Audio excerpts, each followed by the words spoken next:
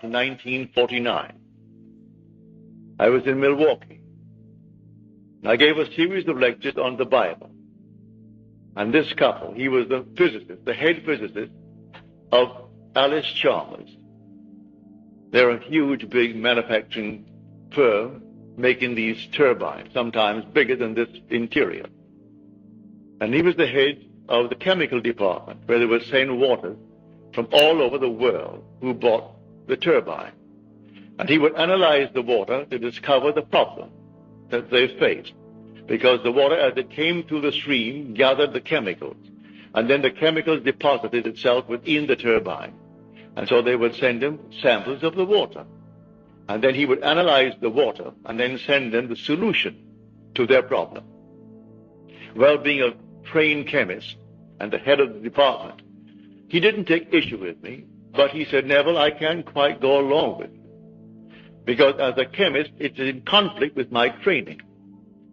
You tell me that you can go forward in time, that you can move backwards in time, that all things are, and everything is now, at this very moment. And yet you're telling me you can make things change, and it's in conflict with my training. We have a law known, said he, and we call it entropy. And entropy means that the past is fixed and unalterable. You cannot change it. If that could be changed, it throws everything out of kilter in my lab. I must know the past is unalterable, like braiding a lady's hair. And the braided part, that's fixed. The rest is future, not yet braided. We are waiting to see how it will develop from the braided part, because that is completely fixed and unalterable. And you tell me it is not, that the whole vast world exists now, past, present, and future, and that you can go into these sections of time in a world that is finished. But I can't go along with that. That's perfectly all right. I'm not a chemist.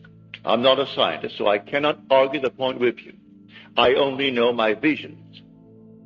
And I teach vision as I have actually experienced it. I can go into these spots. I have gone into these places, and the past has not passed away. And it's fixed, as you say, but I'm quite sure one could go back and revise that past and change it. And I can go forward into the future that I do know and set it up to walk across a bridge of incident. When I come to that point in time where I have entered, it takes on the color and the tone and the reality that I assumed it to be when I entered that state. Can't be done. But he was a very honest man, as most of these fellows are. They're trained to be honest.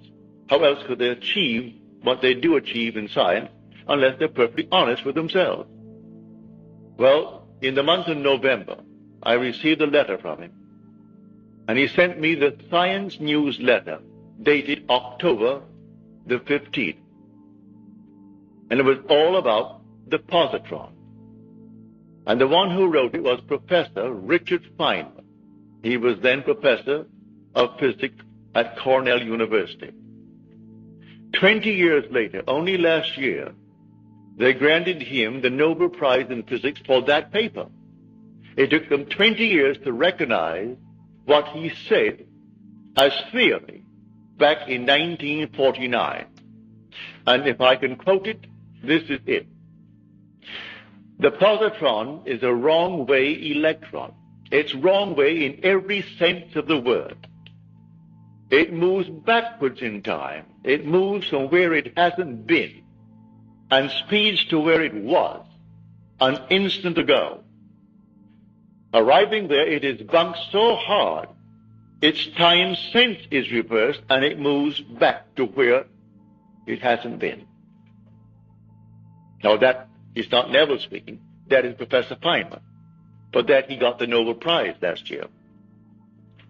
He said it's not only backwards in that sense, but even its charge is backwards. It's a positron. It's positive and not negative. And yet it is an electron. When they first observed it, or rather had it as theory, they did not want to admit it, but yet it fitted in with Einstein's theory, mathematically. So they had to, in some way, accept it, but no one had ever photographed it. Then came someone who photographed it in their studies of the cosmic rays. And here it was the actual positron. It seemed as though two were developed at a certain point. And it wasn't, said he, that one coming back, which was the positron, should, if it is bumps, it should be deflected and continue on its course, but deflected course.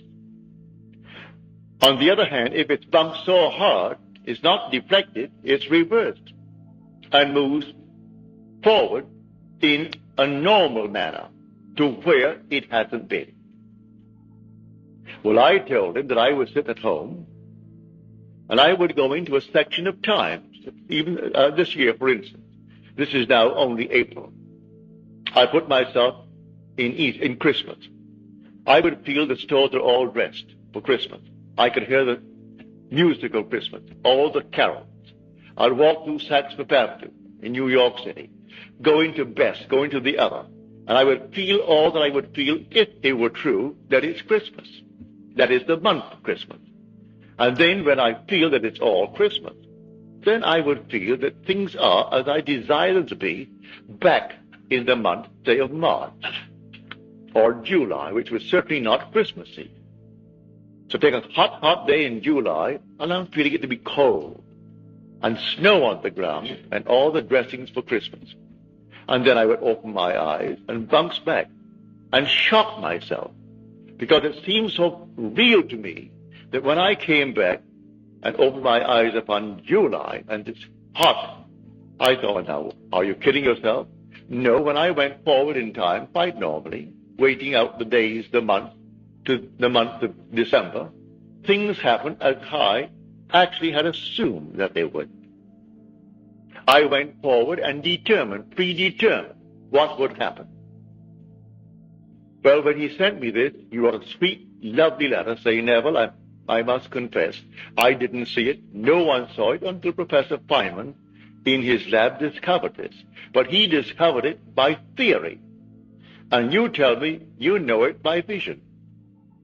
You're not a scientist, and yet all that you said to me, which I could not believe, and even in this moment it's difficult for me to believe, here comes a great professor, a theoretical physicist, and he is the one who wrote this paper.